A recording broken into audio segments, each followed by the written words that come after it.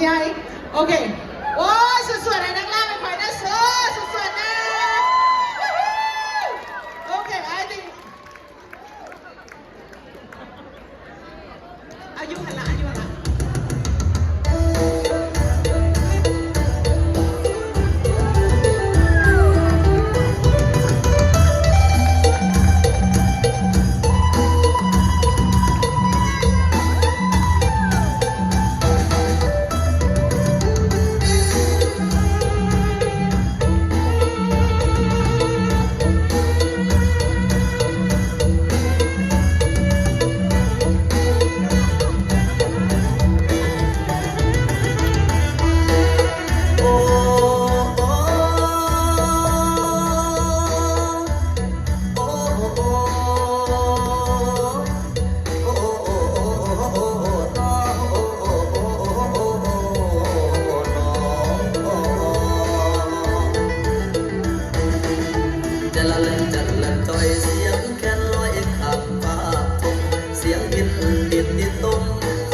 ทรงกลอมขับขาน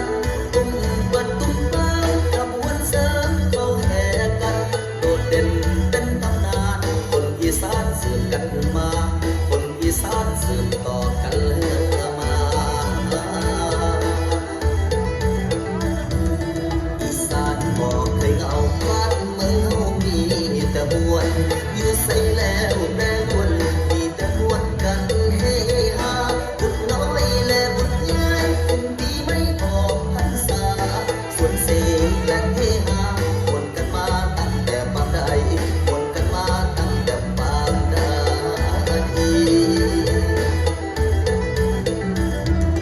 เหตุของและของเก่าอีสานเขาก็เคยลืมต่อเติมและเสริมเติมก็เคยลืมจำสายใจพันผูกและปลูกฝังมาแต่ครั้งปู่ย่าตายายกี่กรรมกี่การผ่านไปบอกเงินหายจากคนอีสานบอกเงินหายจากคนอีสาน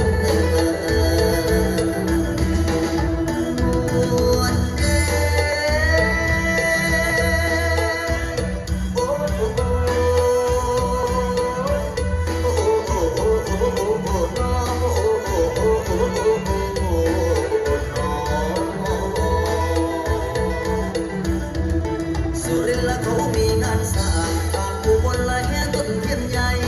จะโซงานบุญบั้งไฟอีกงานไม่ละทางเมืองขอนแก่นเมืองเลยแห่ดีตาโทนเมืองสกลแห่ปราสาทเมืองงามหลายโอ้ยเต็มตาเบิ้งไหลเรือไฟและพระธาตุพนมพอแล้วก็แพ้101พอแล้วก็แพ้101บุญพระเวทงามตาหน้าชม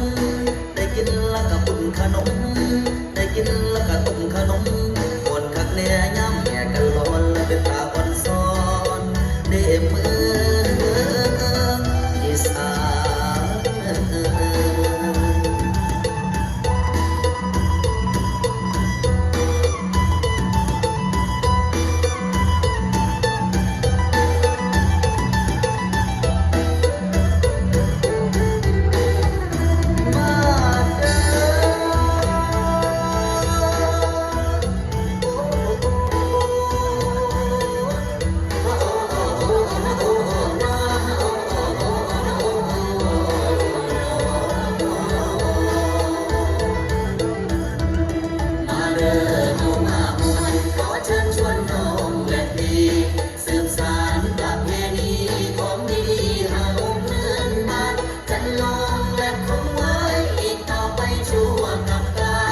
ให้โลกเขา